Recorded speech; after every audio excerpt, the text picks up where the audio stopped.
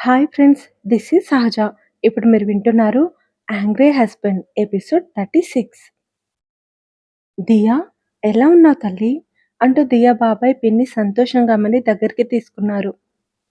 దేవి పడుకుందా పిన్ని? అని అడిగింది దియా. ఫ్రెండ్స్‌తో టూర్‌కి వెళ్ళిందిరా. ఎప్పుడు తిన్నారో ఏమో, రండి భోజనం చేద్దురు కానీ అంటూ భోజనానికి పిలిచారు వాళ్ళు. దియా ఫ్రెష్ అయి భోజనం చేసి పడుకోవడానికి దేవి రూమ్‌లోకొచ్చింది.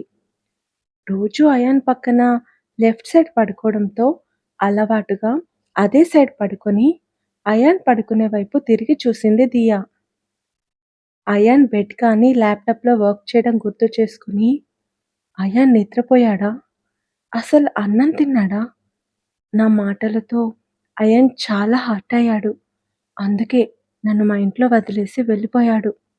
ఆ కోపంలో ఖచ్చితంగా అయాన్ తినుండడు. నేనుంటే బుజ్జగించి తినిపించుండేదాన్ని. ఫోన్ చేసి నేనన్న మాటలకు సారీ చెప్పి తినమని చెప్తాను అనుకుంటూ దియా లేచి కూర్చొని ఫోన్ కోసం పక్కకి చూస్తుంటే, అయ్యో, నా ఫోన్ అయాన్ దగ్గరే ఉండిపోయింది కదా. అయాన్ నాకు గిఫ్ట్గా ఇచ్చిన ఫోన్ కూడా తిరిగిచ్చేశాను. రేపు కొత్త ఫోన్ కొనుక్కోవాలి. కానీ అయాన్ నెంబర్ నాకు తెలీదు కదా.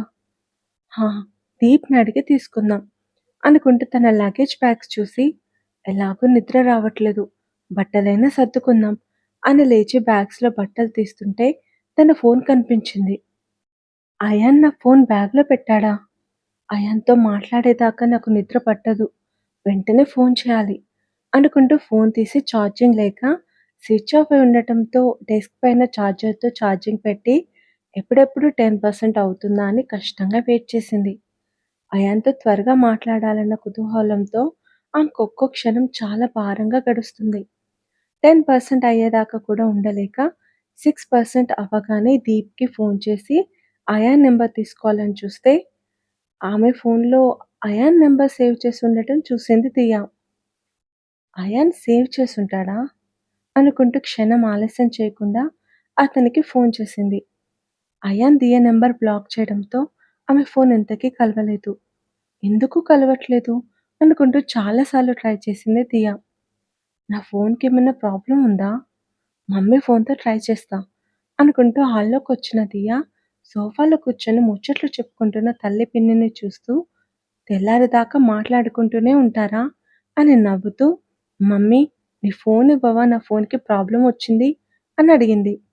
ఈ టైంలో ఫోన్ ఎందుకే, పడుకో. అబ్బా, ఇన్ని రోజులు ఫోన్ లేకుండా ఉన్నాను, త్వరగా ఇవ్వు మమ్మీ. సరే తీసుకో అంటూ ఫోన్ ఇచ్చింది నిర్మల. దియ ఫోన్ తీసుకొని వెంటనే రూమ్‌లోకొచ్చి అయాన్‌కి కాల్ చేసింది.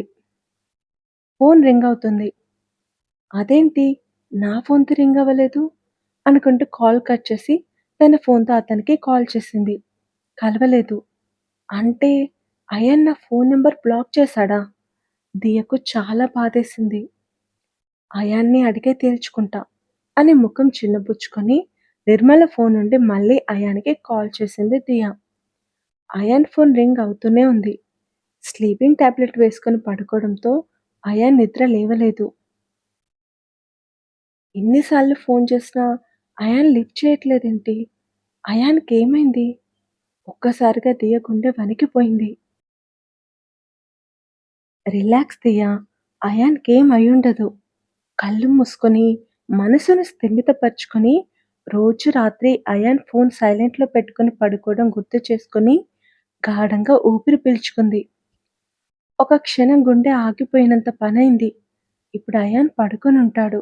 రేపు ఫోన్ చేసి మాట్లాడతాను అని దియ మనసులో అనుకుని నిర్మలకు ఫోన్ ఇచ్చొచ్చి బెడ్ మీద వాలి అయాన్ పడుకునే వైపు చూస్తూ ఖాళీగా ఉన్న బెడ్‌ని తడుముతూ ఉంది తనకు తెలియకుండానే. అయాన్ రూపం కళ్ళల్లో కదులుతుంటే ఆమెకు నిద్ర పట్టక అటు ఇటు కదులుతూ చివరికి లేచి కూర్చొని, అయాన్, నీతో మాట్లాడాలి. నిమిషాలింత నిదానంగా గడుస్తున్నాయేంటి అయాన్? ఎప్పుడు తెల్లారుతుందో, నీతెప్పుడు మాట్లాడతానో. రాత్రంతా దియ అయాన్ గురించి ఆలోచిస్తూ ఉండిపోయింది. అసలు నిద్రే పోలేదు. అయాన్‌కి ఉదయం 9 గంటలకు మెలకువ వచ్చింది. దియా, ఆఫీస్‌కి టైం అవుతుంది లే. రోజులా అంటూ దియని తట్టి లేపుదామని అయాన్ చెయ్యి పక్కకి వేశాడు. దెయ్యం మీద ఉండాల్సిన చెయ్యి బెడ్ మీద ఉండేసరికి అతను దెయ్యను ఆమె ఇంటి దగ్గర వదిలేయడం గుర్తుకొచ్చి టక్కున లేచి కూర్చున్నాడు అయాన్. దెయ్యలేని గది బోసిపోయినట్లు అనిపించింది. బ్రష్ చేసుకొని స్నానం చేయడానికి షవర్ ఆన్ చేసిన అయాన్ దియ తన గుండె మీద ముద్దు పెట్టిన చోట ప్రేమగా తడిమాడు. బాత్రోబ్ వేసుకొని టవల్తో తల తుడుచుకుంటూ వచ్చిన అయాన్కి దియ తన డ్రెస్ తీసి పెట్టడం గుర్తుకొచ్చి ఇంకెప్పుడు ఆ రోజు రాదనే ఆలోచన అతని మనసును రంపపు కోత పెడుతుంది. అయాన్ టవల్ బెడ్ మీద పడేసి డ్రెస్ వేసుకొని షర్ట్ బటన్స్ పెట్టుకుంటుంటే తన ముందు దియ నిల్చొని తనకు బటన్స్ పెడుతున్నట్లు ఒక క్షణం అనిపించి దియ ముద్దు పెట్టిన ప్లేస్ని తడుముతూ ఉండిపోయాడు. బెడ్ మీద ఉన్న టవల్ని చూడగానే రోజు దియ తన టవల్ని స్టాండ్పై ఆరేయడం గుర్తుకొచ్చి ఇంకెప్పుడు అలా జరగదని తలుచుకుంటేనే అతను తట్టుకోలేకపోతున్నాడు. అయాన్ తనే టవల్ని తీసి స్టాండ్పై ఆరేసి రెడీ అయి కిందికొచ్చి డైనింగ్ చైర్లో కూర్చొని కాఫీ తాగుతున్నాడు. ఆఫీస్‌కి బయలుదేరుతున్న ప్రవీణ్ అయాన్ దగ్గరకొచ్చి, "అయాన్, రాజస్థాన్ నుండి ఎప్పుడొచ్చావు?" అని అడిగాడు. "Night dad." "దియా ఎక్కడ?"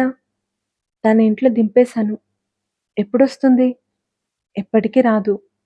ఆ మాటతో అక్కడున్న అందరూ నివ్వెరపోయారు. "ఏమంటున్నావురా?" "తన నా లైఫ్ నుండి శాశ్వతంగా పంపించేశాను డాడ్." అయాన్ ఆ మాట అన్న మరుక్షణమే ప్రవీణ్ పట్టరాని ఆవేశంతో అయాన్ చెంప పగలగొట్టాడు. అందరూ స్టన్ అవుతే అనిల్ మాత్రం మనసులోనే ఎగిరి గంతులేశాడు. ప్రవీణ్ చెంపదెబ్బ ముందే ఊహించిన అయాన్ అసలు రియాక్ట్ అవ్వలేదు. ఇంటి కోడలు వెళ్ళిపోతే మన ఇంటి పరువు ప్రతిష్ట ఏమవుతుందో, సమాజంలో మనకెంత చెడ్డ పేరొస్తుందో ఒక్కసారైనా ఆలోచించావా? విపరీతమైన కోపంతో అరిచాడు ప్రవీణ్. పరువు ప్రతిష్ట కన్నా దియ జీవితమే నాకు ముఖ్యం డాడ్. క్షణికావేశంలో దియ మెడలో తాళి కట్టి తన జీవితాన్ని నాశనం చేశాను. ఇప్పుడు నా తప్పుని నేను సరిదిద్దుకుంటాను. మన పరువు సంగతేంటి? ఒక మనిషి జీవితం కన్నా పరువే ముఖ్యం కాదు.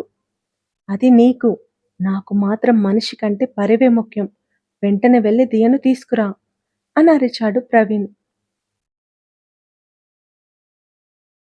తీసుకురాను, ఎప్పటికీ తీసుకురాను అని మొండిగా చెప్పాడు అయాన్. అంటే విడాకులిస్తావా? అవసరం లేదు డాడ్. మాది బలవంతపు పెళ్లి. చట్ట ప్రకారంగా అస్సలు చెల్లదు. పైగా లీగల్‌గా మా పెళ్లి రిజిస్టర్ కూడా అవ్వలేదు. చట్ట ప్రకారంగా మీ పెళ్లి చెల్లినా, చెల్లకపోయినా అందరికీ మీ పెళ్లి జరిగినట్లు తెలుసు. సమాజం దృష్ట్యా మీ ఇద్దరు భార్యాభర్తలు. సమాజం గురించి నేనెప్పుడూ ఆలోచించను డాడ్. ఎవరేమనుకున్నా ఐ డోంట్ కేర్. దియా నా లైఫ్ నుండి వెళ్ళిపోయింది. తనకు నచ్చిన వాడిని పెళ్లి చేసుకుని హ్యాపీగా ఉంటుంది. దట్స్ ఇట్ అని కరాఖండిగా చెప్పాడు అయాన్. ప్రవీణ్ నిమిషం పాటు ఆలోచించి, నీకు నచ్చినట్లు నువ్వు చేశావు. ఇప్పుడు నాకు నచ్చినట్లు నేను చేస్తాను. 10 రోజుల్లో నీకు మరో అమ్మాయితో పెళ్లి చేస్తాను అని గట్టిగా చెప్పాడు. వాట్? అంటూ అయాన్ ఒక్క ఉదుటున లేచి నిల్చున్నాడు.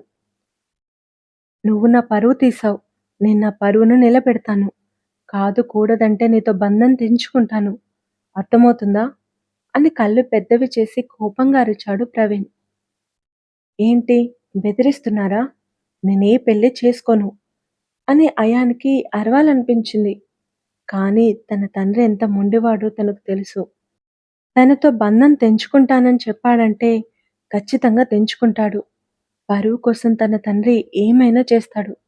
అందుకే అయాన్ ఏం మాట్లాడలేక నిస్సహాయంగా ఉండిపోయాడు. వెంటనే వీడికి సంబంధాలు చూడాలి అంటూ ప్రవీణ్ ఎవరికో ఫోన్ చేయబోతుంటే, వేరే ఎవరినో చూడటం ఎందుకండి? మన బిందు ఉంది కదా! అంటూ బిందు చేయి పట్టుకొని ప్రవీణ్ ముందుకు తీసుకొచ్చింది ప్రమోదిని. ఆ తర్వాత జరగబోయేది నెక్స్ట్ ఎపిసోడ్‌లో తెలుసుకుందాం. ఈ ఎపిసోడ్ గనుక మీకు నచ్చితే లైక్ చేయండి, కామెంట్ చేయండి. Thank you. బాయ్.